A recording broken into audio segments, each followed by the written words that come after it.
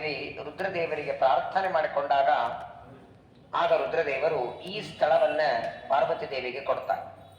ಹಾಗಾಗಿ ಕಾಶಿಗೆ ಆನಂದವನ ಅಂತ ಒಂದು ಹೆಸರಿದೆ.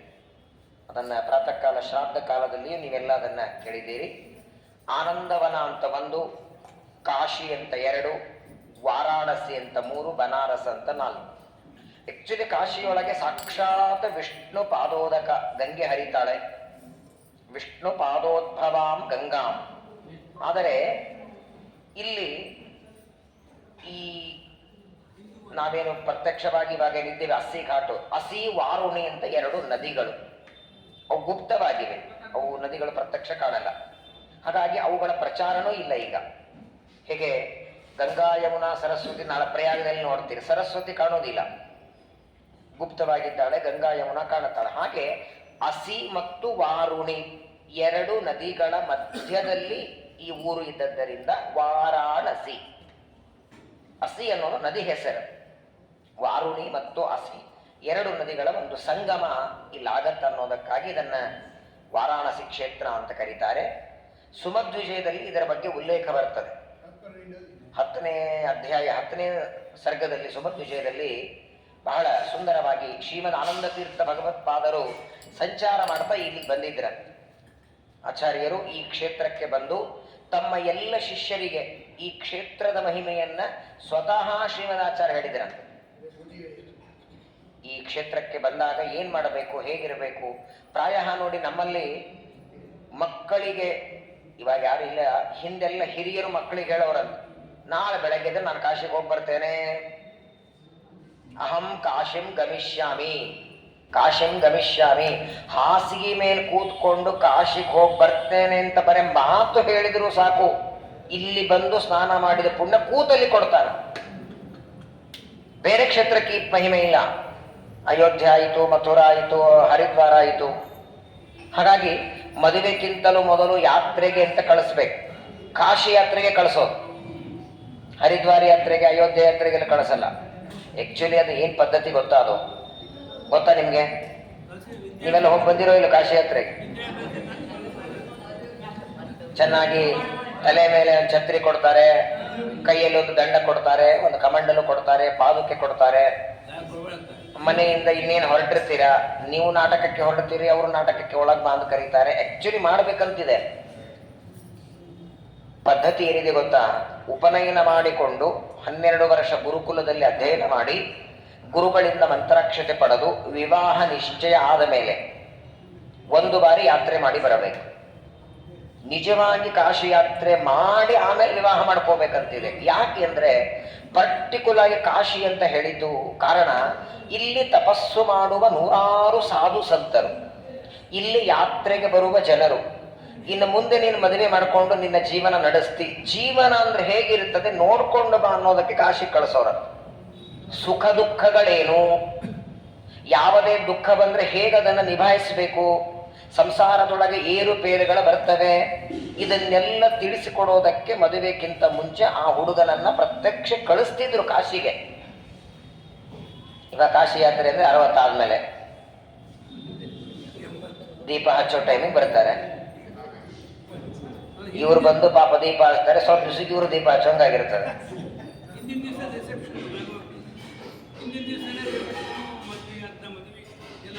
ಎಲ್ಲ ಮುಗಿದೋಗಿರ್ತದೆ.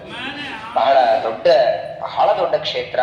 ಸಾಕ್ಷಾತ್ ಪರಮಾತ್ಮ ಬಿಂದು ಮಾಧವ ರೂಪದಲ್ಲಿ ಶಾಲಿಗ್ರಾಮ ಶಿಲಾದಲ್ಲಿ ಈ ಕ್ಷೇತ್ರದಲ್ಲಿ ಸನ್ನಿಹಿತನಾಗಿದ್ದಾನೆ. ನಿಮಗೆಲ್ಲ ಭಾಗವತ ಕಥೆ ಗೊತ್ತಿದೆ. ಚತುರ್ಥ ಸ್ಕಂದ ಭಾಗವತದಲ್ಲಿ ರುದ್ರದೇವರಿಗೆ ಶಾಪ ಆದ ಕಥೆ ಗೊತ್ತಿದೆ. ವೆಂಕಟೇಶ್ ಕಲ್ಯಾಣ ಮನ್ಮನ್ನೆ ಎಲ್ಲರೂ ಕೇಳಿದ್ದೀರಿ. ಎಲ್ಲ ಋಷಿಗಳು ಗಂಗಾ ನದಿ ದಂಡೆಯಲ್ಲಿ ಯಜ್ಞ ಮಾಡ್ತಿದ್ರು. ವಸಿಷ್ಠ, ವಿಶ್ವಾಮಿತ್ರ, ಜಮದಗ್ನಿ, ಕಶ್ಯಪ, ಗೌತಮ, ಭರದ್ವಾಜ, ಅಸಿತ. ಆಗ ನಾರದರು ಬಂದು ನಾರದರು ಕೇಳ್ತಾರೆ, ಮಾಡುವ ಯಜ್ಞ ಯಾರಿಗೆ ಸಮರ್ಪಣೆ ಮಾಡ್ತೀರಿ? ನಿಮ್ಮ ಯಜ್ಞದಿಂದ ಫಲ ಕೊಡುವ ದೇವರು ಯಾರು? ಅಲ್ಲಿ ಕೂತು ಯಜ್ಞ ಮಾಡೋರು ನಮ್ಮಂಗೆ ದಡ್ರಿರಲಿಲ್ಲ, ಬ್ರಹ್ಮರ್ಷಿಗಳು. ಅವರಿಗೂ ಕಕ್ಕಾಮಿಕ್ಕಿ ಆಯಿತು. ವಸಿಷ್ಠರು ಅವ್ರಿಗೆ ಕೇಳ್ತಾರೆ, ನಿಮ್ಗೆ ಗೊತ್ತೇನ್ರಿ ಯಾರಿಗೆ ಸಮರ್ಪಣೆ ಮಾಡಬೇಕು ಅಂತ? ಅವ್ರು ಇನ್ನೊಬ್ರಿಗೆ ಕೇಳಿದ್ರು. ಪರಸ್ಪರವಾಗಿ ಋಷಿಗಳಲ್ಲಿ ಗೊಂದಲ ಆದಾಗ ಆ ಋಷಿಗಳ ಗುಂಪಲ್ಲಿರುವ ಭೃಗು ಋಷಿಗಳಿಗೆ ಆಜ್ಞೆ ಮಾಡ್ತಾರೆ, 3 ಲೋಕದಲ್ಲಿ ಯಾರು ಸರ್ವೋತ್ತಮರು ಅಂತ ಪರೀಕ್ಷೆ ಮಾಡ್ಕೊಂಡು ಬನ್ನಿ. ಆಗ ಮೊದಲು ಸತ್ಯಲೋಕಕ್ಕೆ ಬರ್ತಾರೆ ಭೃಗು ಋಷಿಗಳು. ಸತ್ಯಲೋಕದಲ್ಲಿ ಬ್ರಹ್ಮದೇವರು ಕಣ್ಣು ಮುಚ್ಚಿ ಋಗ್ವೇದದ ಮಂತ್ರಗಳಿಂದ ದೇವರನ್ನ ಪ್ರಾರ್ಥನೆ ಮಾಡ್ತಾರೆ, ಬಂದು ನಮಸ್ಕಾರ ಮಾಡ್ತಾರೆ. ಮಾಡಿದರು ಭೃಗು ಋಷಿಗಳನ್ನ ಬ್ರಹ್ಮದೇವರು ನೋಡ್ಲಿಲ್ಲ, ಮಾತಾಡ್ಲಿಲ್ಲ. ಗೊತ್ತಾಯ್ತು ಅವರಿಗೆ ಈ ವ್ಯಕ್ತಿ ಸರ್ವೋತ್ತಮ ಅಲ್ಲ ಅಂತ ಡಿಸೈಡ್ ಮಾಡಿಬಿಟ್ಟು. ಯಾಕಂದ್ರೆ ಇವರು ಇನ್ನೊಬ್ಬರನ್ನ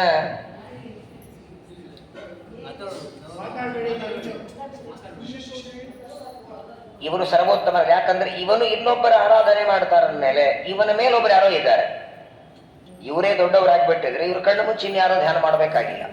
ಡಿಸೈಡ್ ಮಾಡಿದ್ರು. ಅಲ್ಲಿಂದ ಬರ್ತಾರೆ ಕೈಲಾಸ ಪರ್ವತಕ್ಕೆ ಭೃಗು ಋಷಿಗಳು. ಭೃಗು ಋಷಿಗಳು ಕೈಲಾಸಕ್ಕೆ ಬರೋದ್ರೊಳಗೆ ಪಾರ್ವತಿ ದೇವಿ ತೊಡೆ ಮೇಲೆ ಕೂತವಳು ಎದ್ದು ಹೋಗಿ ಬಿಡ್ತಾಳೆ. ನಾಚಿಕೆ ಆಯಿತು. ಆಗ ರುದ್ರದೇವರಿಗೆ ಕೋಪ ಬರ್ತದೆ. ಭೃಗು ಋಷಿಗಳು ಬಂದದ್ದಕ್ಕೆ, ಹೆಂಡತಿಗೆ ನಾಚಿಕೆ ಆದದ್ದಕ್ಕೆ ಭೃಗು ಋಷಿಗಳನ್ನು ಕೊಲ್ಲಬೇಕು ಅಂತ ಕೈಯಲ್ಲಿ ತ್ರಿಶೂಲ ತಗೊಳ್ತಾರೆ ರುದ್ರದೇವರು. ಬಹಳ ಸಿಟ್ಟು ಬಂತವರಿಗೆ. ಆಗ ಭೃಗು ಋಷಿಗಳು ರುದ್ರದೇವರಿಗೆ ಶಾಪ ಕೊಡ್ತಾರೆ. ಇಡೀ ಜಗತ್ತಿನೊಳಗೆ ಪರಮಾತ್ಮನನ್ನ ಆರಂಭ ಮಾಡಿ ಎಲ್ಲ ದೇವರದು ಮೂರ್ತಿ ಪೂಜೆಯಾಗಲಿ, ನಿಮಗೆ ಮಾತ್ರ ಲಿಂಗ ಪೂಜೆಯಾಗಲಿ. ನಿನಗೆ ಮೂರ್ತಿ ಪೂಜೆನೇ ಬೇಡ. ಕೈ, ಕಾಲು, ತಲೆ, ಕಿರೀಟ, ಶಂಖ, ಚಕ್ರ ಎಲ್ಲ ದೇವತೆಗಳದಿದೆ. ಲಕ್ಷ್ಮೀದೇವಿ, ಪ್ರಾಣದೇವರು, ಗರುಡದೇವರು, ಶೇಷದೇವರು, ಯಾವ ದೇವತೆಗಳನ್ನು ನೋಡಿ ಅವರಿಗೊಂದು ವಿಗ್ರಹ ಅಂತಿದೆ, ಪ್ರತಿಮೆ ಅಂತಿದೆ. ರುದ್ರದೇವರು ಪ್ರತಿಮೆ ಪೂಜೆ ಇಲ್ಲ. ಲಿಂಗದ ಆಕಾರದಲ್ಲೇ ನಿನ್ನ ಪೂಜೆಯಾಗಲಿ. ಸಾಮಾನ್ಯವಾಗಿ ಸಣ್ಣವರು ದೊಡ್ಡವರಿಗೆ ಶಾಪ ಕೊಟ್ರೆ ಎಳ್ಳಷ್ಟು ಹಾನಿ ಇಲ್ಲ. ಮಾತು ಸಂಘದಲ್ಲಿ ಅನೇಕ ಸಲ ಹೇಳಿದ್ದೀನಿ ನಾನು. ದೊಡ್ಡವರ ಶಾಪ ಸಣ್ಣವರಿಗೆ ತಾಕತ್ತು. ಸಣ್ಣವರು ದೊಡ್ಡವರಿಗೆ ಶಾಪ ಕೊಟ್ರೆ ದೊಡ್ಡವರಿಗೆ ಇಚ್ಛೆ ಇದ್ರೆ ತಗೋಬಹುದು, ಕಡ್ಡಾಯ ಇಲ್ಲ ಅವರಿಗೆ. ಆದ್ರೆ ಯಾಕೆ ತಗೋತಾರಂದ್ರೆ ಸಣ್ಣವರು ಕೊಟ್ಟ ಶಾಪವನ್ನ ದೊಡ್ಡವರು ತಗೊಳ್ಳಿಲ್ಲ ಅಂದ್ರೆ ಅದು ರಿವರ್ಸ್ ಸಣ್ಣವರಿಗೆ ಹೊಡೆಯುತ್ತೆ.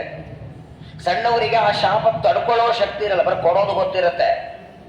ಹಾಗಾಗಿ ಅವ್ರ ಮೇಲಿನ ಅನುಗ್ರಹದಿಂದ ತಗೋಬೇಕು ಇವರಷ್ಟೇ. ಅನೇಕ ಕಡೆಗೆ ನೀವು ಕಥೆಗಳನ್ನ ಕೇಳ್ತೀರಿ. ಹಾಗಾಗಿ ತಾರತಮ್ಯದಲ್ಲಿ 5ನೇ ಕಕ್ಷಾದಲ್ಲಿ ರುದ್ರದೇವರು, ಕೆಳಗೆ ಬರ್ತಾರೆ ಭೃಗು ಋಷಿಗಳು. ಆದರೂ ಭೃಗು ಋಷಿಗಳು ಕೊಟ್ಟಿರೋ ಶಾಪವನ್ನ ತಗೊಂಡು ಅವತ್ತಿನಿಂದ ರುದ್ರದೇವರು ಲಿಂಗದ ಆಕಾರದಲ್ಲಿ ಈ ಕ್ಷೇತ್ರದಲ್ಲಿ ಸನ್ನಿಹಿತರಾಗ್ತಾರೆ. ಯಾವುದೇ ಊರಿಗೆ ಬಂದ್ರೆ ಕ್ಷೇತ್ರಪಾಲ ದೇವತೆ ಬೇರೆ, ಕ್ಷೇತ್ರಾಧಿಪತಿ ಬೇರೆ, ಕ್ಷೇತ್ರ ನಿಯಾಮಕ ಬೇರೆ. ಇಲ್ಲಿ ಕ್ಷೇತ್ರಪಾಲ ದೇವತೆ ಕಾಲಭೈರವ. ಈ ಕಾಶಿ ಪಟ್ಟಣಕ್ಕೆ ಯಾವುದೇ ದುಷ್ಟರ ಬರದ ಇದ್ದಂಗೆ ನೋಡ್ಕೊಳ್ಳೋದು ಕ್ಷೇತ್ರಪಾಲ ಕಾಲಭೈರವ ರೂಪದಿಂದ. ರುದ್ರದೇವರೇ ಅದನ್ನು ಅಂಶ ರೂಪ. ಅದು ಕ್ಷೇತ್ರಾಧಿಪತಿ ವಿಶ್ವನಾಥ. ಇವರಿಬ್ಬರಿಗೂ ನಿಯಾಮಕನಾಗಿ ಬಿಂದು ಮಾಧವ.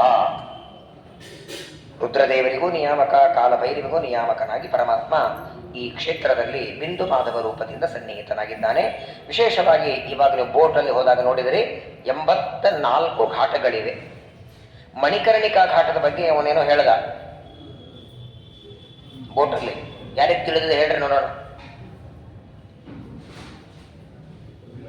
ಇವಾಗ ಗಂಗಾರತಿಗೆ ಹೋದಾಗ ಬೋಟಲ್ಲಿ ಮಣಿಕರ್ಣಿಕಾ ಘಾಟದ ಬಗ್ಗೆ ಅವನು ಹೇಳ್ದ. ತಿಳಿತಾ ನಿಮ್ಗೆ? ಅಲ್ಲ, ತಿಳಿತೋದು ಯಾಕೆ ಹೇಳ್ತಿದ್ದೀನಿ ಅಂದ್ರೆ ಸ್ಕಂದ ಪುರಾಣದಲ್ಲಿ ಆ ಕಥೆ ಬೇರೆ ಇದೆ. ಸ್ಕಂದ ಪುರಾಣದಲ್ಲಿ ಮಣಿಕರ್ಣಿಕಾ ಅನ್ನುವ ಹೆಸರು ಬರೋದಕ್ಕೆ ಕಾರಣ ಬೇರೆ. ಅವನೇನೋ ಹೇಳ್ಬಿಟ್ಟ, ಅದಕ್ಕೆ ನಿಂಗೆ ಯಾರಿಗೂ ಗೊತ್ತಾಯ್ತೇನೋ ಅಂತ ನಾನು ಕೇಳಿದೆ. ಅದು ನಿಜ.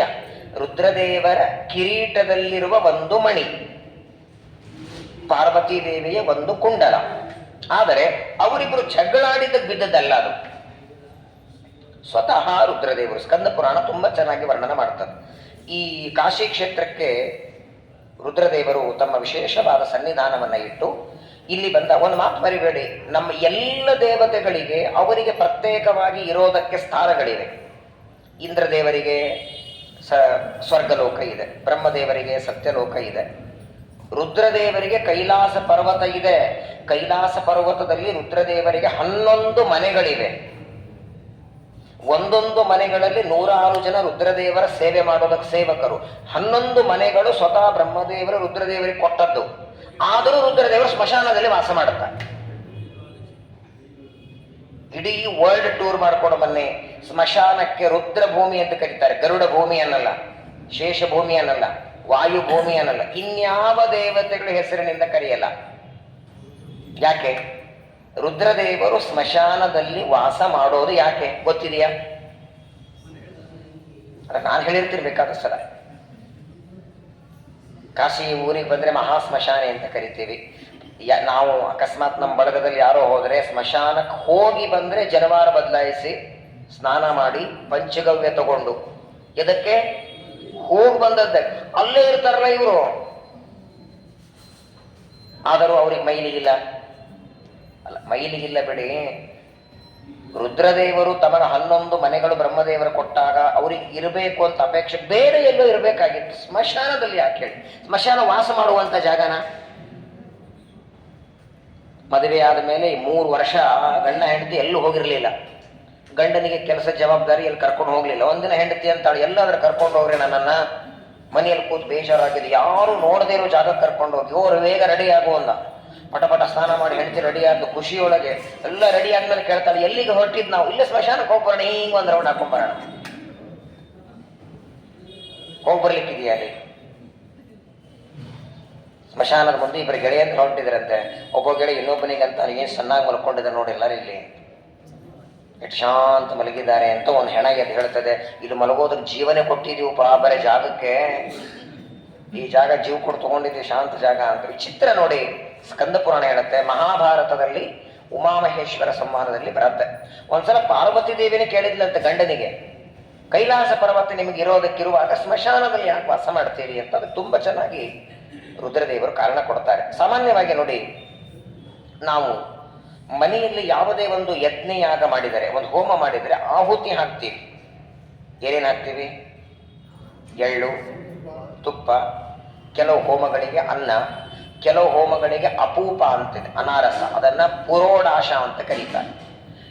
ಆಹುತಿಯಾಗಿ ಯಾವ ದ್ರವ್ಯ ಹಾಕ್ತೀವೋ ಆ ದ್ರವ್ಯ ಹೋಮ ಮಾಡೋದಕ್ಕಿಂತ ಮೊದಲು 3 ಗಂಟೆ ಮೊದಲು ಮಾಡಿಟ್ಟಿರ್ಬೇಕು. ಅದಕ್ಕಿಂತಲೂ ಮೊದಲು ಮಾಡಿದ್ದು ಹಳಸದಂತೆ, ಹಳಸಿಲ್ಲ ಅಂದ್ರು. ಯಾತಯಾಮಂ ಗತ ರಸಂ ಪೂತಿ ಪರ್ಯುಷಿತಂಚಯತ ಉಚ್ಚಿಷ್ಟವಪಿ ಚಾಮೇತ್ಯಂ ಭೋಜನಂ ತಾಮಸ ಪ್ರಿಯಂ ಅಂತ ಕೃಷ್ಣ ಗೀತೆಯಲ್ಲಿ ಹೇಳ್ತಾರೆ. ನಾವು ನಿತ್ಯ ಊಟ ಮಾಡಬೇಕಾದರೂ ಅಡಿಗೆ ಮಾಡಿಟ್ಟು 3 ಗಂಟೆ ಆದ ಮೇಲೆ ಊಟ ಮಾಡಿದರೆ ಅದು ಅಲ್ಲೇ ಇಟ್ಟಿರಲಿ ಮೈಲಿಗೆದು.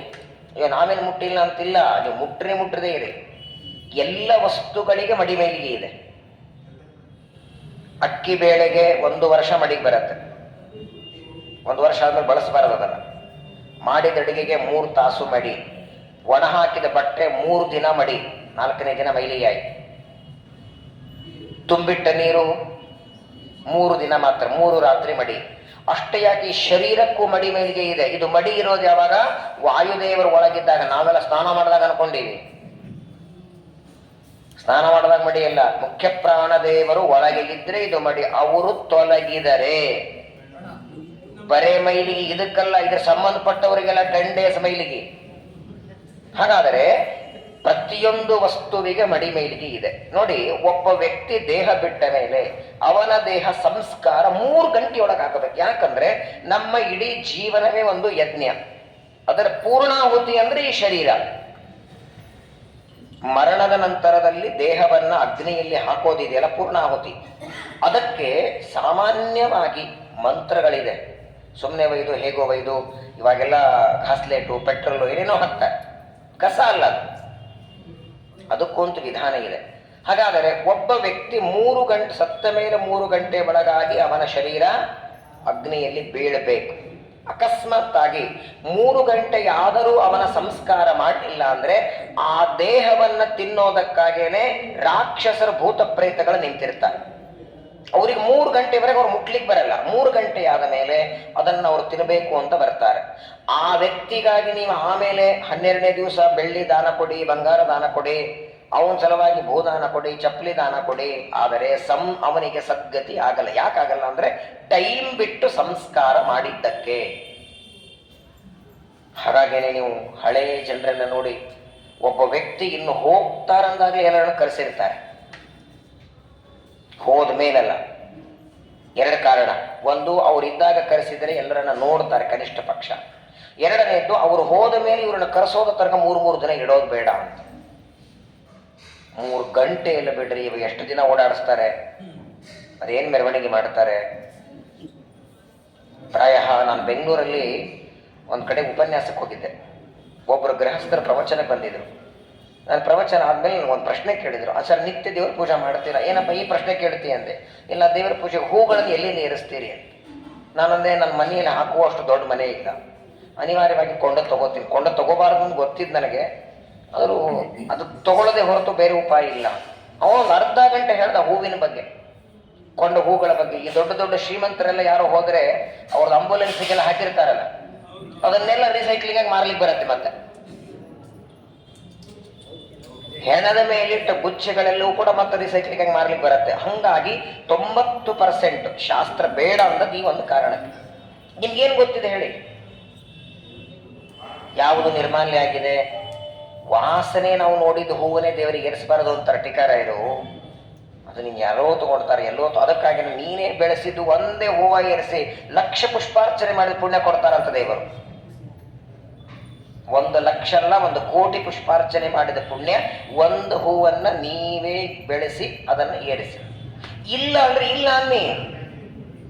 ಸುಮಧ್ವಿಜಯದ 14ನೇ ಸರ್ಗದಲ್ಲಿ ಶ್ರೀಮದಾಚಾರ್ಯರು ಪ್ರತಿನಿತ್ಯದಲ್ಲಿ 8 ಹೂವ ಏರಿಸ್ತಿದ್ರಂತೆ. ಭಾವ ಪುಷ್ಪಗಳು ಅಂತ.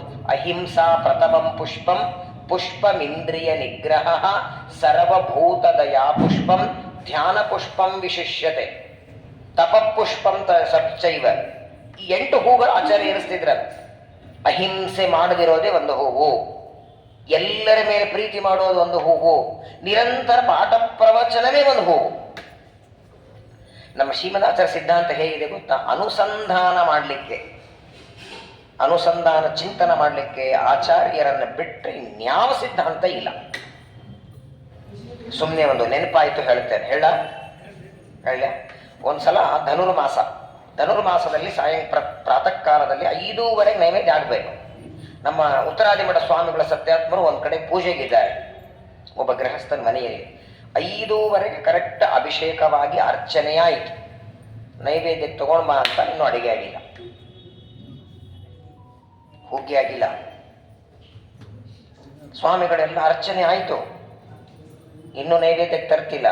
2 ನಿಮಿಷ ದ್ವಾದಶ ಸ್ತೋತ್ರ ಹೇಳಿ ಆಯಿತು. ಇನ್ನೆಷ್ಟೊತ್ತಾಗತ್ತೆ ಅಂದರು. ಇನ್ನೊಂದು ಅರ್ಧ ಗಂಟೆ ಕುದೀತಿದೆ ಅಂದ್ರು ಅಡಿಗೆಯವರು. ಸುಧಾಪಾಠಕ್ಕೆ ಬನ್ರಿ ಅಂದರು. ರಾಮದೇವರ ಎದುರುಗಡೆ ಸುಧಾಪಾಠಕ್ಕೆ ಕರೆದುಬಿಟ್ರು ವಿದ್ಯಾರ್ಥಿಗಳನ್ನ. ಹುಗ್ಗಿ ಆಗೋವರೆಗೆ ಸುಧಾಪಾಠ, ಅರ್ಧ ಗಂಟೆ ಸುಧಾಪಾಠ ಮಾಡಿದರು. ಹುಗ್ಗಿ ಆಯಿತು, ನೈವೇದ್ಯ ಆಯಿತು. ಎಲ್ಲರ ಬ್ರಾಹ್ಮಣರ ಊಟ ಆದ ಮೇಲೆ ಒಬ್ಬ ಗೃಹಸ್ಥರ ಮಂತ್ರಾಕ್ಷಿ ತಗೊಳ್ಳುವಾಗ ಕೇಳಿದರು, ಧನುರ್ಮಾಸದಲ್ಲಿ ನೈವೇದ್ಯಕ್ಕೆ ಪ್ರಾಧಾನ್ಯತೆ ಇರುತ್ತೆ. ಸ್ವಾಮಿಗಳಿಗೆ ನಾವು ಯಾರು ಹೇಳಬಾರದು, ಆದರೂ ನೈವೇದ್ಯ ಕಾಲದಲ್ಲಿ ಸುಧಾಪಾಠ ಮಾಡಿ ಒಂದು ಸ್ವಲ್ಪ ನೈವೇದ್ಯಕ್ಕೆ ವಿಳಂಬ ಆಯ್ತಲ್ಲ, ಹುಗ್ಗಿ ಆಗಿಲ್ಲ ಅಂತ ಸುಧಾಪಾಠ ಹೇಳಿದ್ ಸರಿ. ಅದ ಸ್ವಾಮಿಗಳು ಉತ್ತರ ಕೊಟ್ಟದ್ದೇನು ಸತ್ಯಾತ್ಮ ತೀರ್ಥರು ಅಂದ್ರೆ, ಯಾರು ಹೇಳಿದ್ರು ನಿಮಗೆ ನಾನು ನೈವೇದ್ಯ ಮಾಡಿಲ್ಲ ಅಂತ? ಹುಗ್ಗಿಯೊಳಗೆ 3 ಇರ್ತವೆ, ಹೆಸರುಬೇಳೆ, ಅಕ್ಕಿ, ನೀರು ಅಲ್ವಾ? ಶ್ರೀಮದಾಚಾರ್ಯರ ಅನುವ್ಯಾಖ್ಯಾನ ಹೆಸರುಬೇಳೆ, ಟೀಕಾರಾಯರ ಬ್ರಹ್ಮಸೂತ್ರ ನೀರು, ಟೀಕಾಕೃತ್ಪಾದ ಶ್ರೀಮನ್ಯಾಯ ಸುಧಾ ಅಕ್ಕಿ. ಇದರ 3 ಸೇರಿಸಿ ಹೆಸರುಬೇಳೆ ಅವನ್ನ ಆರಿಬಿಟ್ಟಿಲ್ಲ ನಾನು ಅಂದ್ಬಿಟ್ರು. ವೇದವ್ಯಾಸ ದೇವರ ಸೂತ್ರಗಳು, ಬ್ರಹ್ಮಸೂತ್ರಕ್ಕೆ ಆಚಾರ್ಯರ ಅನುವ್ಯಾಖ್ಯಾನ, ಟೀಕಾರಾಯರ ಟೀಕಾ ಅಂದ್ರೆ ಹೆಸರು ಬೇಳೆ, 3 ಸೇರಿಸಿ ಹುಗ್ಗಿ ನೈವೇದ್ಯ ಅರ್ಧ ಗಂಟೆ ನೈವೇದ್ಯ ಮಾಡಿ ಏನ್ಬಿಟ್ರು. ದೊಡ್ಡವರ ಚಿಂತನೆ ಹೇಗಿರುತ್ತೆ ನೋಡಿ. ಅನುಸಂಧಾನ ಮಾಡ್ಲಿಕ್ಕೆ ಏನು ಖರ್ಚಿದೆ, ನಮ್ಗೆ ದುಡ್ಡು ಹೋಗತ್ತಾ? ಪ್ರತಿನಿತ್ಯದಲ್ಲಿ ಪರಮಾತ್ಮನಿಗೆ ನಾವು ಸಮರ್ಪಣೆ ಮಾಡಬೇಕು. ಹಾಗಾಗಿ ಒಬ್ಬ ವ್ಯಕ್ತಿ ದೇಹ ಬಿಟ್ಟ ಮೇಲೆ ಕನಿಷ್ಠ 3 ಗಂಟೆಯೊಳಗೆ ಸಂಸ್ಕಾರ ಆಗಬೇಕು. ಇವಾಗ ಆಗತ್ತಾ ನೀವು ಹೇಳಿ? ಏನೋ ಒಂದು ಆಗತ್ತೆ. ನೆಂಟರು ಬರೋದು ಲೇಟು, ಇಲ್ಲ ಮಾಡಿಸೋ ಪುರೋಹಿತರು ಬರೋದು ಲೇಟು, ಏನು ಎಲ್ಲಾನು ಟೈಮಿಂಗ್ ಮಾಡಿದ್ನು. ದೊಡ್ಡ ಊರುಗಳಲ್ಲಿ ಮೊದಲು ನಿಮಗೆ ಸ್ಮಶಾನದ ಜಾಗ ಸಿಗಲ್ಲ.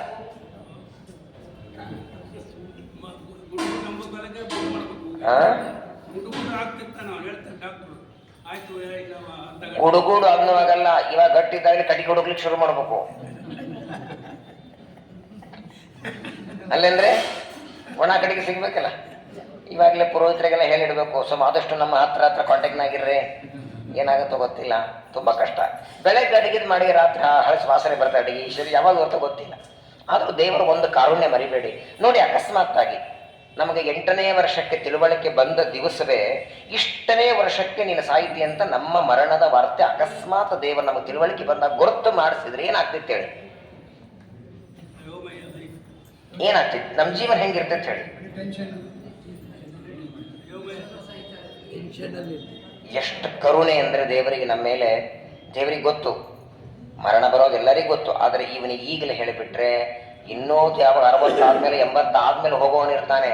ಒಂದು 80 ವರ್ಷ ಮೊದಲೇ ಗೊತ್ತಾದ್ರೆ ಮತ್ತೇನ್ರಿ ಚೆನ್ನಾಗಿದೆ, ಅಯ್ಯೋ ನಮ್ದೇನ್ರಿ ಮುಗಿತು 80 ವರ್ಷ ನಾವು ಬದುಕೋದು ಏನೇ ಕೇಳಿ. ಮತ್ತೇನು ನನ್ನ ಮೊಬೈಲ್ ತಗೊಂಡು ಎಲ್ಲಿಂದ ತಗೊಂಡ್ರೆ ಮೊಬೈಲ್ ನಾವೇನು 80 ವರ್ಷ ಇರ್ತೀವಿ, ಯಾವುದಕ್ಕೂ ಏನೇನು ಉತ್ಸಾಹನೇ ಇಲ್ಲ. ಹಾಗಾದ್ರೆ ನೀನು ಇರೋತನ ನಗೋತ್ನಾಗತಾ ಇರೋದು ಕೊನೆಗಳಿಗೆ ತನ ಗೊತ್ತು ಮಾಡಿಸಲ್ಲ. ಪರೀಕ್ಷಿತ ರಾಜರಾಗಿ 7 ದಿನ ಗೊತ್ತು ಮಾಡಿಸಿದ್ರು ಸಾಕು. ನಮಗೆ ಏನ್ ಮಾಡ್ಬೋದು ಹೇಳಿ? ನಮಗೂ ಪರೀಕ್ಷಿತ ನಂಗೆ 7 ದಿನ ಮರಣದ ವಾರ್ತೆ ಮುಂಚೆ ಗೊತ್ತಾದ್ರೆ ಏನ್ ಮಾಡ್ತಿದ್ವಿ ನಾವು? ಬಾಳಾದ್ರೆ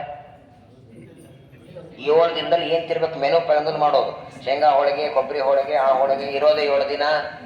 ಬೆಳಗ್ಗೊಂದು, ಮಧ್ಯಾಹ್ನ ಸಾಯಂಕಾಲ ಒಂದು ಹೆಂಡತಿಗೆಲ್ಲ ಹೇಳಿಸಿ 7 ದಿನ ನಾವೇನ್ ಭಾಗವತ್ ಕೇಳಕ್ಕೆ ಹೋಗ್ತಿರ್ಲಿಲ್ಲ. ಹಂಗಾಗಿ ನಮ್ಗೆ ಯಾರಿಗೂ ದೇವರು ಕೊನೆಗಳಿಗೆ ಗೊತ್ತು ಮಾಡಿಸೋದು. ಏನೋ ಒಂದಾಗತ್ತೆ, ಆಚಾರ ಬರೋ ತಡ ಆಗತ್ತೋ ಏನೋ ಒಂದಾಗತ್ತೆ. 3 ಗಂಟೆ ಒಳಗೆ ಆ ದೇಹ ಸಂಸ್ಕಾರ ಆಗಲ್ಲ. ಹಾಗಾದ್ರೆ ಆ ಹೆಣವನ್ನ ಭೂತ ಪ್ರೇತಗಳ ತಿಂದು ಆ ಜೀವನಿಗೆ ಸದ್ಗತಿ ಆಗಬಾರದು. ಅದಕ್ಕೆ ರುದ್ರದೇವರಂತಾರೆ 3 ಗಂಟೆಯ ನಂತರದಲ್ಲಿಯೂ ಯಾವಾಗಲೇ ನೀವು ಸಂಸ್ಕಾರ ಮಾಡಿದರೂ ಆ ದೇಹಕ್ಕೆ ಭೂತ ಪ್ರೇತಗಳ ಬಾಧೆ ಆಗದೆ ಯಾರು ನೋಡ್ಕೊಳ್ಳೋದಕ್ಕೆ ನಾನು ಸ್ಮಶಾನದಲ್ಲಿ ಇರ್ತೀನಿ ಅಂತಾರೋ. ನಿಮ್ ಸಲುವಾಗಿರೋದು ನಾನು, ನನಗೆ ಮನೆ ಇಲ್ಲ ಅಂತಲ್ಲ. ಕೈಲಾಸ ಪರ್ವತದಲ್ಲಿ ನನಗೆ ದೊಡ್ಡ ಮನೆ ಕಟ್ಟಿಕೊಟ್ಟಿದ್ದಾರೆ ಬ್ರಹ್ಮದೇವರು. ನಾನು ಸ್ಮಶಾನದಲ್ಲಿರೋದು ನಿಮಗಾಗಿ. ಎಲ್ಲ ಸಜ್ಜನರ ಕಲ್ಯಾಣ ಆಗಬೇಕು, ಎಲ್ಲರಿಗಾಗಬೇಕು. ಅನಿವಾರ್ಯ ಕಾರಣದಿಂದಲೋ ಯಾವುದೋ ಕಾರಣದಿಂದಲೋ ಸತ್ತವರಿಗೆ ಸದ್ಗತಿ ಕೊಡಬೇಕು ಅನ್ನೋದಕ್ಕಾಗೇನೆ ರುದ್ರದೇವರು ಸ್ಮಶಾನ ವಾಸದಲ್ಲಿರ್ತಾರೆ. ಭೂತ ಪ್ರೇತಗಳ ಬಾಧೆ ವಿಚಿತ್ರ ನೋಡಿ. ಇವತ್ತು ನೀವು ಬೇಕಾದ್ರೆ ರಾತ್ರಿ 12 ಗಂಟೆಗೆ 2 ಗಂಟೆಗೆ ಹೋಗಿ ನೋಡಿ ಮಣಿಕರ್ಣಿಕಾ ಘಾಟಲ್ಲಿ 24 ಅವರ್ಸ್ ನಡೆಯುತ್ತೆ. ರುದ್ರದೇವರು ವರ ಕೊಟ್ಟದ್ದು ಮಣಿಕರ್ಣಿಕಾ ಘಾಟದಲ್ಲಿ ಶಾಂತ ಆಗಬಾರದಂತೆ ಅಗ್ನಿ. 24x7. ನಿಮ್ಗೆ ಆಶ್ಚರ್ಯ. ನೀವು ಏನು ಸದ್ಯ ನೀವು ಆಗ ನೋಡಿರಿ 10 ಕಡೆ ಹಚ್ಚಿರ್ತಾರೆ. ಹಿಂಗೆ ಹಗಲತ್ತು ಹೋದಾಗ ನೋಡಿ ಹಿಂಗೆ ಹೆಣಗಳು ಇಟ್ಟಿರ್ತಾರೆ ಮೇಲ್ಗಡೆ, ಪೂರ್ಣ ಮೇಲ್ಗಡೆ ಹೆಣಗಳು ಇಟ್ಟಿರ್ತಾರೆ. ಬರ ಒಂದಾದ್ಮೇಲೆ 24 ಗಂಟೆ ಉರಿತಿರ್ತಾರೆ. ಮಣಿಕರ್ಣಿಕಾ ಘಾಟದೊಳಗೆ ಎಂದಿಗೂ ಅವತ್ತಿನಿಂದ ಇವತ್ತಿನವರೆಗೆ ಒಂದು ದಿನ ಶಾಂತ ಆಗಿಲ್ಲ.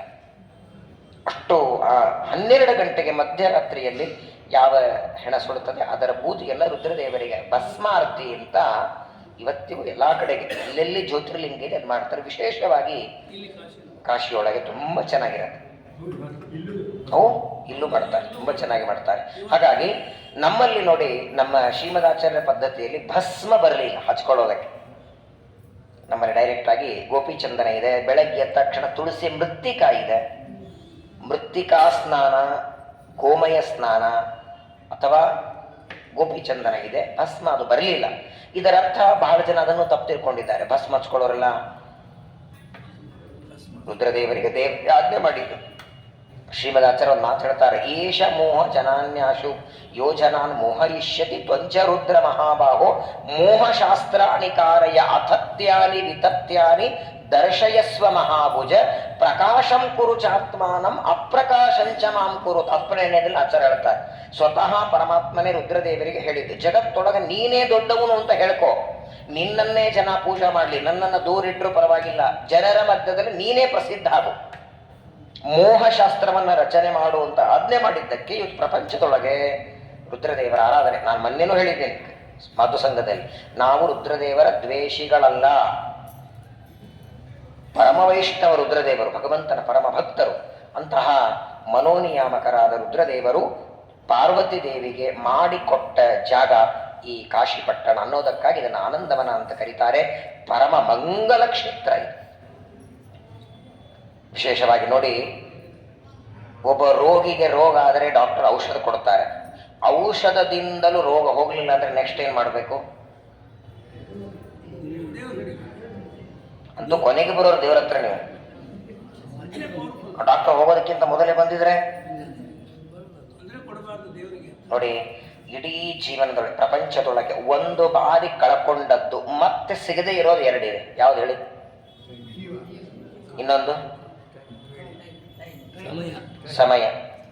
ಆದರೆ ಒಬ್ಬ ವ್ಯಕ್ತಿಯ ಪ್ರಾಣ ಹೋದರೆ ಅದು ತಿರುಗಿ ಬರುವ ಸಾಮರ್ಥ್ಯ ಇದೆ. ಇದೇ ವಾರಾಣಸಿ ಯಾತ್ರೆಯನ್ನ 3 ಬಾರಿ ನಮ್ಮ ವಿಜಯದಾಸರು ಮಾಡ್ತಾರೆ.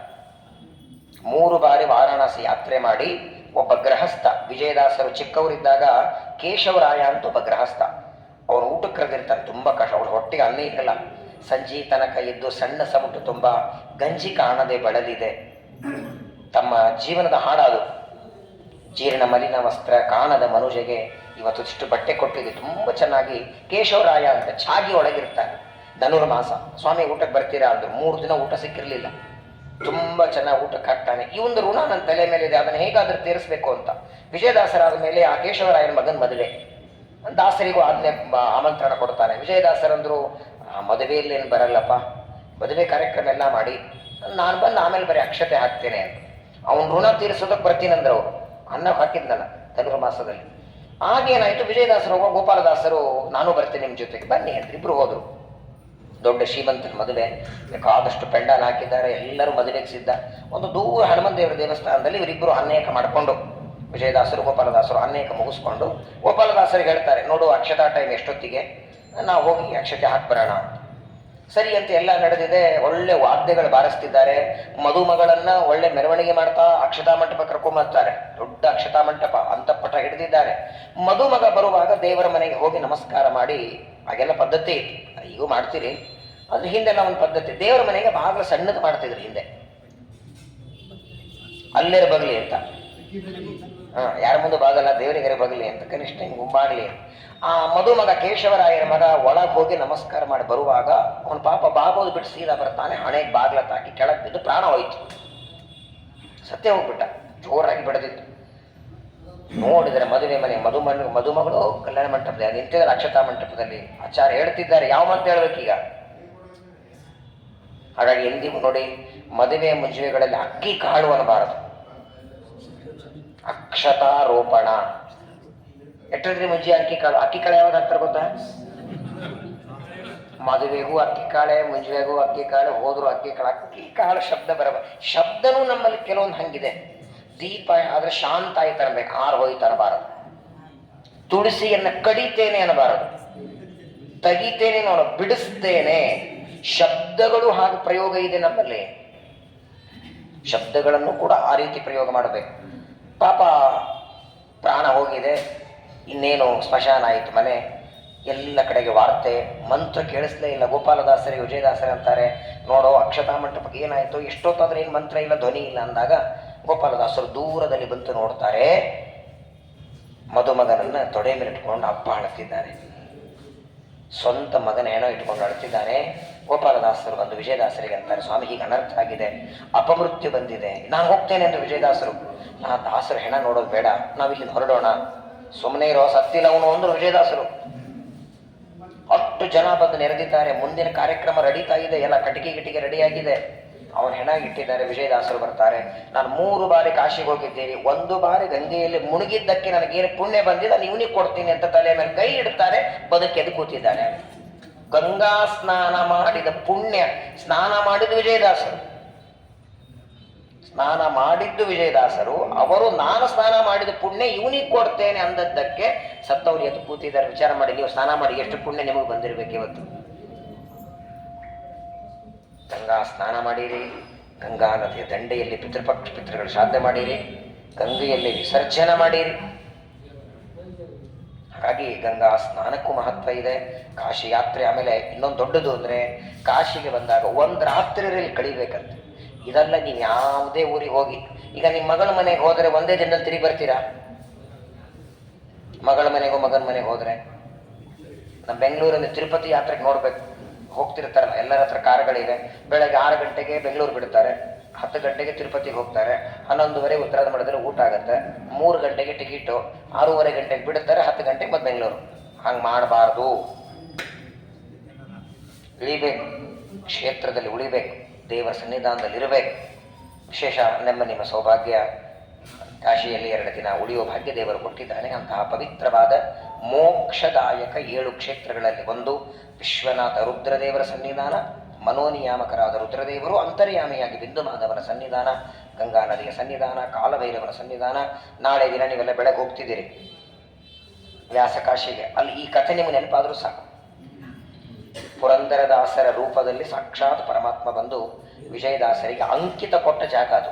ಅವರು ಇದೇ ಮಣಿಕರ್ಣಿಕ ಘಾಟಕ್ಕೆ ಬಂದಿದ್ರು. ನನ್ನ ಜೀವನ ಸಾಕಾಗಿದೆ, ನಾನು ಬದುಕೋದಿಲ್ಲ, ಮಣಿಕರ್ಣಿಕ ಘಾಟದಲ್ಲಿ ದೇಹ ಬಿಡ್ತೇನೆ ಅಂತ. ಇಲ್ಲಿ ಬಂದಾಗ ಪುರಂದರದಾಸರ ಸಾಯಬೇಡ, ನೀನು ಹುಟ್ಟಿದ ಜಗತ್ತಿನ ಕಲ್ಯಾಣಕ್ಕೆ ಅಂತ ಅಲ್ಲಿ ಕರ್ಕೊಂಡು ಹೋಗಿ ಅಂಕಿತ ಕೊಡ್ತಾರೆ. ವ್ಯಾಸಕಾಶಿ ಅಂತ ತುಂಬ ಸ್ಥಳ ಪವಿತ್ರವಾದದ್ದು. ನಾಳೆ ಅಲ್ಲೆಲ್ಲರೂ ಹೋಗ್ತಿದ್ದೀರಾ ಬೆಳಗ್ಗೆ. ವಿಶೇಷವಾಗಿ ಆ ವ್ಯಾಸಕಾಶಿಯಲ್ಲಿ ವಿಜಯದಾಸರ ಸ್ಮರಣೆ ಮಾಡಿಕೊಳ್ಳಿ. ಅಂತಹ ಜ್ಞಾನಿಗಳು ಓಡಾಡಿದ ಅತ್ಯಂತ ಪವಿತ್ರವಾದ ಮುಕ್ತಿದಾಯಕ ಮೋಕ್ಷದಾಯಕ 7 ಕ್ಷೇತ್ರಗಳಲ್ಲಿ ಒಂದಾದ ಕಾಶಿಯಲ್ಲಿ ಬಂದಿದ್ದೇವೆ. ಯಾರಿಗೊತ್ತು ಇದರ ಮುಂದೆ ಎಲ್ಲಿರ್ತೀವೋ ಹೇಗಿರ್ತೀವೋ. ದೇವರಲ್ಲಿ ಯಾವುದೇ ಯಾತ್ರೆಗೆ ಬಂದರೂ ಒಂದೇ ಪ್ರಾರ್ಥನೆ, ಪುನರ್ದರ್ಶನ ಪ್ರಾಪ್ತಿರಸ್ತು. ಇದು ಎಲ್ಲೇ ಹೋಗ್ರಿ ನೀವು. ನಾಳೆ ಅಯೋಧ್ಯೆಗೆ ಹೋದ್ರು ರಾಮದೇವರ ಮುಂದೆ ದರ್ಶನ ಮಾಡುವ, ನೀವೆಲ್ಲಿರ್ತೀರೋ ನಾನೆಲ್ಲಿರ್ತೀನೋ, ಒಂದೇ ಪ್ರಾರ್ಥನೆ, ಆಯುಷ್ಯರುವರೆಗೆ ಮತ್ತೆ ಮತ್ತೆ ನಿನ್ನ ದರ್ಶನ ಕೊಡು, ನಿನ್ನ ಸನ್ನಿಧಾನಕ್ಕೆ ಬರೋ ಬುದ್ಧಿ ಕೊಡು. ಈ ತರಹದ ಕ್ಷೇತ್ರ ಯಾತ್ರೆ, ಧಾರ್ಮಿಕ ಯಾತ್ರೆ ನಾನು ಮಾಡ್ದಂಗೆ ನನ್ನ ಮಕ್ಕಳು ಮಾಡಬೇಕು, ಇದು ಪರಂಪರೆಯಿಂದ ನಡೀಬೇಕು, ಅದನ್ನು ಮಾಡಿಸುವಂತ ಮಾತ್ರ ಪ್ರಾರ್ಥನೆ ಹೊರತು ಇನ್ಯಾವ ಲೌಕಿಕ ಸಂಪತ್ತು ನಾವು ದೇವರ ಹತ್ರ ಬೇಡೋದು ಬೇಡ. ಅಂತಹ ನಾಳಿಗೆ ವಿಶ್ವನಾಥನ ದರ್ಶನಕ್ಕೆ ಬಿಂದು ಮಾಧವನ ದರ್ಶನ ಮಾಡಿಕೊಂಡು ಪ್ರಯಾಗದಲ್ಲಿ ವೇಣಿ ಮಾಧವ, ಅಲ್ಲಿ ಅದರ ಕ್ಷೇತ್ರ ಮಹಿಮೆ, ಅಲ್ಲಿ ನಾನು ಪ್ರಯಾಗದಲ್ಲಿ ಅದನ್ನು ಹೇಳ್ತೇನೆ. ಅಂತೂ ಈ ಎಲ್ಲ ಯಾತ್ರೆಗಳನ್ನು ದೇವರು ಗುರುಗಳು ಒಳಗಿದ್ದು ಮಾಡಿಸಿ ನಮ್ಮ ಜನ್ಮವನ್ನು ಸಾರ್ಥಕ ಮಾಡಿಸಿ.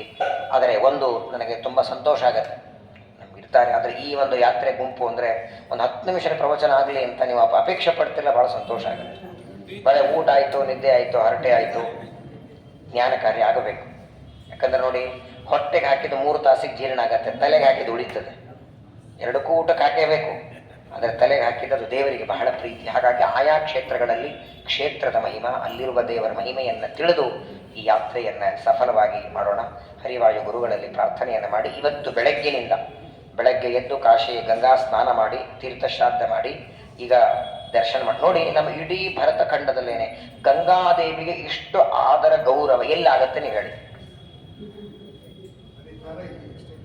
ನಮ್ಮನೆಯಲ್ಲೂ ನಾವೇನು ಮಾಡ್ತೀವಿ ಗೊತ್ತಲ್ಲ, ಯಾರು ನಾನು ಹಿಡ್ಕೊಂಡು ಹೇಳ್ತೀನಿ, ಒಂದಿನ ಸ್ನಾನ ಗಂಗಾ ಪೂಜೆ ಮಾಡಿವ, ಒಂದಿನ ಏನು ಮಾಡಿವ ಗಂಗಾ ಜಯಂತಿ ದಿನ ಒಂದಿನ ಮಾಡಿರ್ತೀವಿ. ಈ ಕ್ಷೇತ್ರಗಳಲ್ಲಿ ಎಷ್ಟು ತಾಯಿ ಥರ ಮಾಡ್ತಾರೆ ಗಂಗಾದೇವಿಯನ್ನು. ನಾ ಬೆಳಕಿನ ಪ್ರಾತಃ ಕಾಲ ಹೇಳಿದೆ, ತಂದೆಗೆ ಮಗಳ ಮೇಲೆ ತುಂಬ ಪ್ರೀತಿ. ಒಂದು ಸಣ್ಣ ಕಥೆ ಹೇಳ್ತೇನೆ. ಒಂದ್ಸಲ ಬ್ರಹ್ಮದೇವರ ಹೆಂಡತಿ ಸರಸ್ವತಿ ದೇವಿ ವಿದ್ಯಾಭಿಮಾನಿ ತಪಸ್ಸು ಮಾಡ್ತಿದ್ದ. ಬ್ರಹ್ಮದೇವರ ಹೆಂಡತಿ ತಪಸ್ಸು ಮಾಡ್ತಾ ಕೂತಿದ್ದಾಳೆ. ಅಲ್ಲಿಗೆ ಪುಲಸ್ತ್ಯ ಅಂತ ಋಷಿಗಳು ಬಂದರು. ಪುಲಸ್ತ್ಯರು ಯಾರು? ಬ್ರಹ್ಮದೇವರ ಮಗನೇ. ಬ್ರಹ್ಮದೇವರ ಮಗ, ಸರಸ್ವತಿಗೂ ಮಗನೇ ಆಗಬೇಕು. ಸರಸ್ವತಿ ತಪಸ್ಸು ಮಾಡುತ್ತಿದ್ದಾಳೆ. ತಪಸ್ಸು ಮಾಡೋ ಉದ್ದೇಶ ಏನು ಅವಳದು? ಸರಸ್ವತಿಯ ಉದ್ದೇಶ ಎಲ್ಲ ನದಿಗಳಲ್ಲಿ ದೊಡ್ಡ ನದಿ ನಾನು ಆಗಬೇಕು ಅಂತ ಅವಳ ಅಪೇಕ್ಷೆ. ನದಿಗಳಲ್ಲಿ ದೊಡ್ಡ ನದಿ ನಾನಾಗಬೇಕು ಅಂತ ತಪಸ್ಸು ಮಾಡ್ತಿದ್ದಾಳೆ. ಪುಲಸ್ತ್ಯರು ಬರ್ತಾರೆ. ಅವ್ರಿಗೇನು ಅಪೇಕ್ಷೆ ಇತ್ತು ಅಂದ್ರೆ, ನಾನು ಬಂದಾಗ ಇವಳು ಎದ್ದು ನಿಂತು ನನಗೆ ಸ್ವಾಗತ ಮಾಡಬೇಕು ಅಂತ ಅವಳಿಗೆ ಅಪೇಕ್ಷೆ. ಎಲ್ಲರೂ ಅದೇ ತಾನೇ ಪಡೆಯಬೇಕು. ಆದರೆ ನೋಡಿ, ಅವ್ರು ಅಪೇಕ್ಷೆ ಪಟ್ಟರು. ಬಂದವರು ಯಾರು?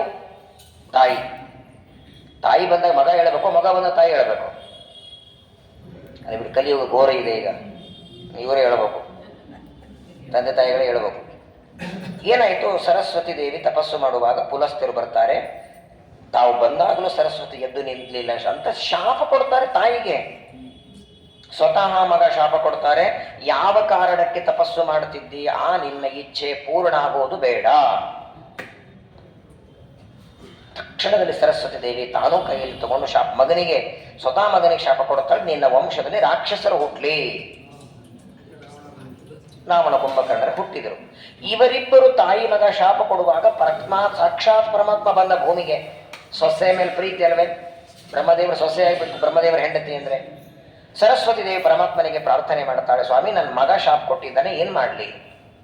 ದೇವರು ಒಂದೇ ಮಾತಂದ, ನಿನ್ನ ಮಗನಾಗಿ ಕೊಟ್ಟರು ಆ ಶಾಪ ಸ್ವೀಕಾರ ಮಾಡು ಅಂದ. ಯಾಕೆ ಅಂದ್ರೆ, ನೀನು ಮಾಡ್ತಾ ಇರುವ ತಪಸ್ಸು ನದಿಗಳಲ್ಲಿ ದೊಡ್ಡ ನದಿ ಆಗಬೇಕು ಅಂತ, ಅದನ್ನು ಬೇಡ ಅಂತ ಮಗ ಕೊಟ್ಟಿದ್ದಾನೆ. ನೀ ನದಿಗಳಲ್ಲಿ ದೊಡ್ಡ ನದಿ ನೀ ಆಗೋದು ಬೇಡ ಅಂತ ನನ್ನ ಇಚ್ಛೆನೂ ಇದೆ ಅಂದ ದೇವರು. ಯಾಕಂದ್ರೆ ಆಲ್ರೆಡಿ ನದಿಗಳಲ್ಲಿ ದೊಡ್ಡ ನದಿ ಅಂತ ನನ್ನ ಮಗಳಿಗೆ ನಾ ಜಾಗ ಕೊಡ್ತೀನಿ ಅಂತ. ವಿಷ್ಣು ಪಾದೋದ್ಭವಾಂ ಗಂಗಾ, ಫಲಾರ ಆದ್ಮೇಲೆ ನಿಮ್ಮ ಕಾಲಿನ ಉಗುರಿನಿಂದ ಹೀಗೆ ಸ್ವಲ್ಪ ಗೋಡೆ ಹೊಡೆಯತ್ತಾ?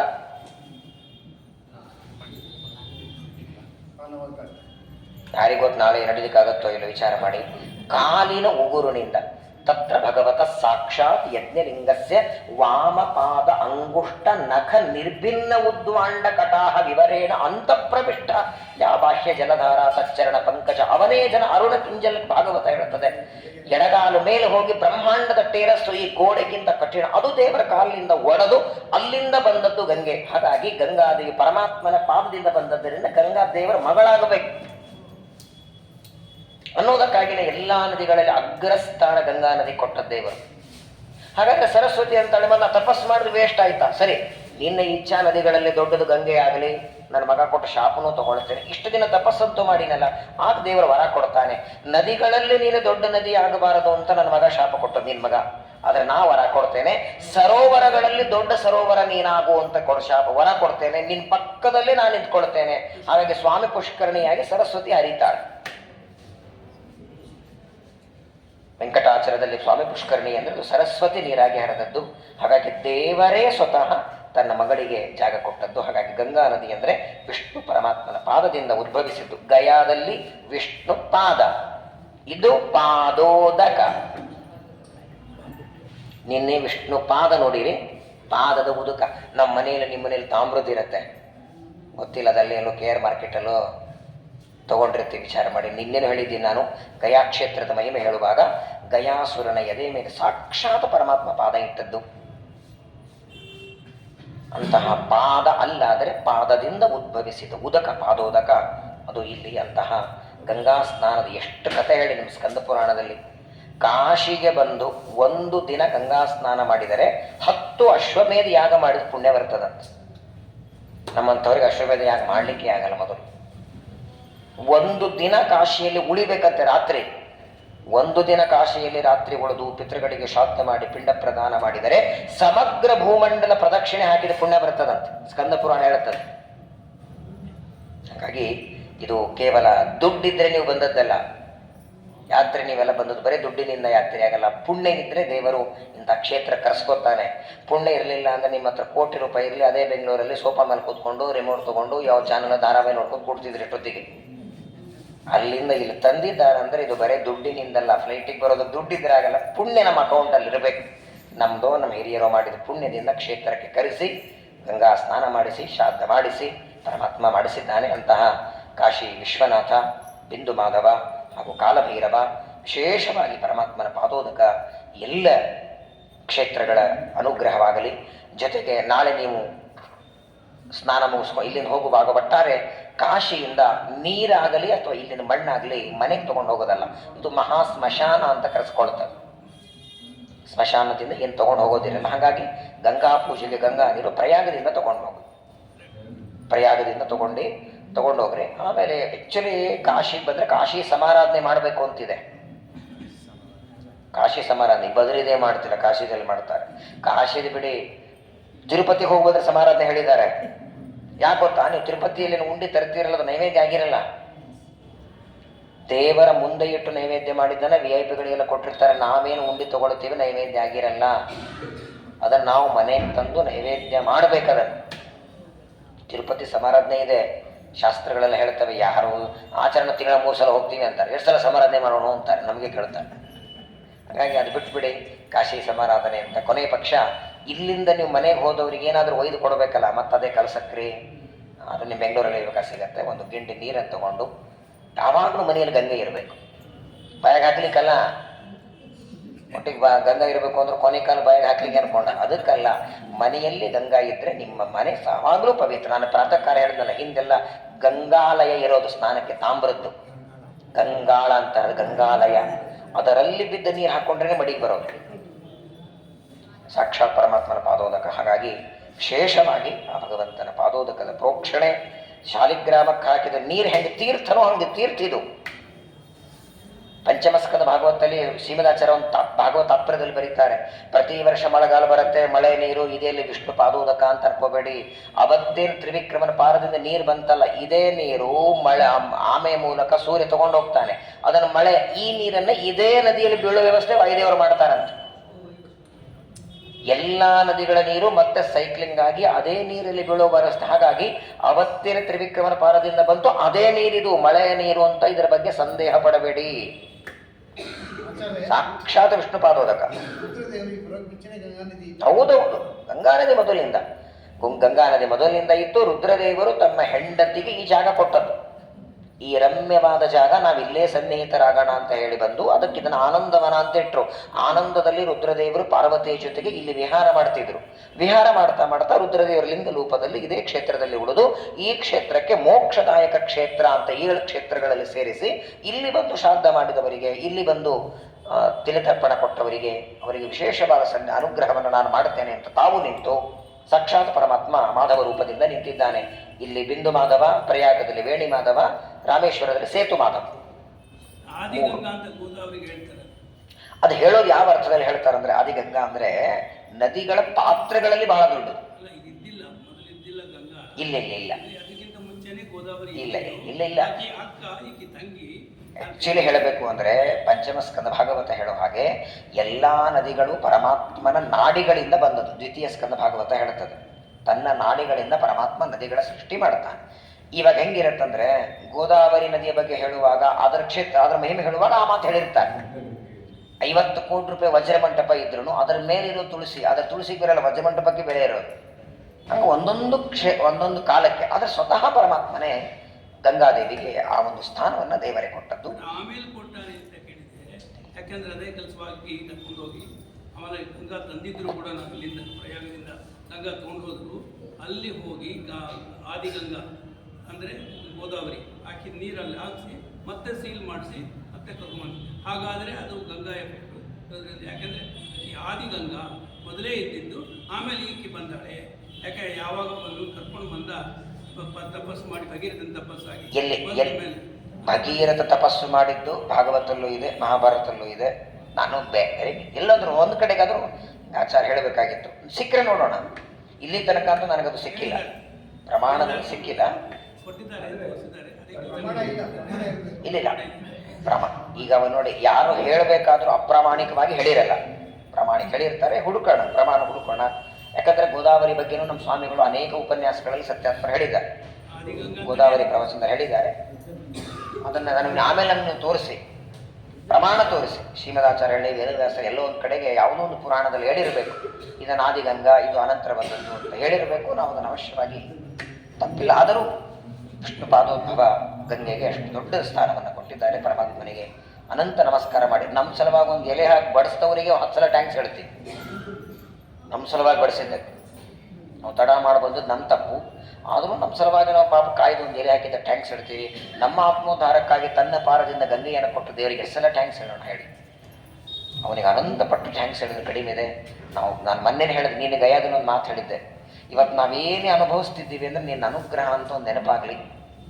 ಉಡುವ ಬಟ್ಟೆ, ಊಟ ಮಾಡುವನ್ನ, ಓಡಾಡುವ ಗಾಡಿ, ತಿರುಗಾಡುವ ಫ್ಲೈಟ್ ಇರ್ಬೋದು, ಮಲಗುವ ಮಂಚ ಇರ್ಬೋದು, ಹಾಸಿಗೆ ಇರ್ಬೋದು, ಪ್ರತಿಯೊಂದು ನಿನ್ನ ಒಲುಮೆಯಿಂದ ಎನ್ನ ಪುಣ್ಯಗಳಿಂದ ಈ ಪರಿ ಉಂಟೆ. ನಾನು ನೋಡಿದ್ರೆ ನನಗೇನು, ನನ್ನ ಮುಖ ನೋಡಿದ್ರೆ ಕೊಡಬೇಕು ಅಂತ ಅನಸೇ ಬಾರ ದೇವರಿಗೆ. ಅಲ್ಲ, ನನ್ನ ಮುಖ ನೋಡಿದ್ರೆ ಬಳಗದವ್ರಿಗೆ ಕೊಡ್ಬೇಕು ಅನಿಸಂಗಿಲ್ಲ, ದೇವರಿಗೆ ಇಲ್ಲಿ ಅನಿಸ್ಬೇಕು. ಆದರೂ ಇಷ್ಟು ಅನುಗ್ರಹ ಮಾಡಿದ್ದಾನೆ ಅಂದರೆ ಇದು ಕೋಟಿ ಕೋಟಿ ಪಟ್ಟು ಅವನ ಕಾರುಣ್ಯ. ಇದೆಲ್ಲ ನಿನ್ನ ಕಾರುಣ್ಯದಿಂದ ಬಂದದ್ದು ಅನ್ನೋ ನೆನಪು ಮಾತ್ರ ಬರಲಿ. ಮತ್ತೆ ಮತ್ತೆ ನಾವೆಲ್ಲರೂ ಸೇರಿ ಕಾಶಿ ಯಾತ್ರೆಗೆ ಬರೋಣ. ನಾಳೆಗೆ ಪ್ರಯಾಗದಲ್ಲಿ ಹೋದಾಗ ಆ ಕ್ಷೇತ್ರ ಮಹಿಮೆಯನ್ನು ತಿಳಿಯೋಣ. ಮಧ್ವಾಂತರ್ಗತ ಶ್ರೀಕೃಷ್ಣ ಬಿಂದು ಮಾಧವ ಭಗವಾನ ಕಿ, ಕಾಶಿ ವಿಶ್ವನಾಥ ಭಗವಾನ ಕಿ, ಗಂಗಾ ಮೈಯಾ ಕಿ, ಸತ್ಯಾತ್ಮತೀರ್ಥ ಗುರು ಮಹಾರಾಜ ಕಿ.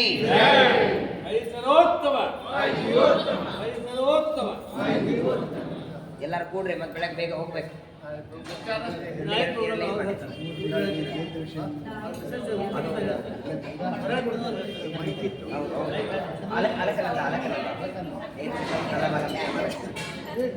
ಏನೋಪಯಾತೇನ ಕದಾಚಿನಾಥ ವಾರಾಣಸಿ ಪಾಪ ನಿವಾರಣೇನ ಅವಾದಿವಾಣಿ ಪರಿಣತ ಶಿಷ್ಯ.